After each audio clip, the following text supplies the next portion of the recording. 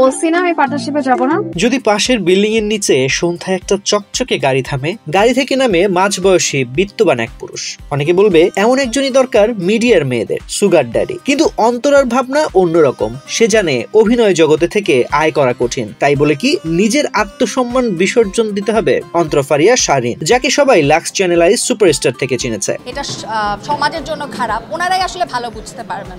পঞ্চম সিজনের ব্যাচেলর পয়েন্টের শুটিং শুরু হতে যাচ্ছে। আগের মতো এবারও সে ফিরছে সেই চরিত্রে। নিজেই নিজেকে টিকিয়ে রাখার লড়াইয়ে নামা এক মেয়ে। অভিনয়ের প্রতিটি দৃশ্যে সে যেন নিজের জীবনটাই ফুটিয়ে তোলে।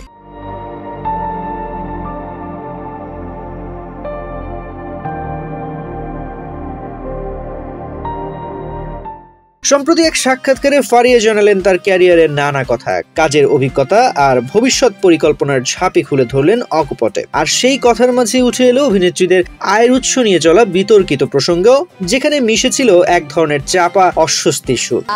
এটা আসলে সবাই যেখানেই যাই সবার একটাই প্রশ্ন, মানে কমন পিপলদের একটাই প্রশ্ন যেখানেই যাই। ফারিয়া অকপটে স্বীকার করলেন অভিনয়ে এসে আকাশ্য অর্থ উপার্জন তার হয়নি। স্পষ্ট ভাষায় জানালেন মিডিয়ায় থাকলে টাকা কামানো যায়, এটা সত্যি, তবে বিশাল বাংলো, দামি গাড়ি বাড়ি এসব তার কিছুই জোটেনি। তার মতো যারা বেছে বেছে কাজ করেন, সততার পথে চলেন, তাদের পক্ষে এত প্রাচুর্য লাভ করা কঠিন, যদি না তাদের জীবনে কোনো সুগার ড্যাডির ছায়া না পড়ে। ব্যাখ্যা করে ফারিয়া আরো বলেন সে কারণেই তার আজ পর্যন্ত নিজের কোনো গাড়ি নেই। সারা জীবন বাবার গাড়িতেই চড়েছেন, নিজের একটা মাথা গোজার ঠাইও তৈরি করতে পারেননি। আর তার দৃঢ় বিশ্বাস ভবিষ্যতেও তেমন কোনো শর্টকাট পথে হাঁটার সম্ভাবনা তার নেই, শতভাগ নিশ্চিত তিনি।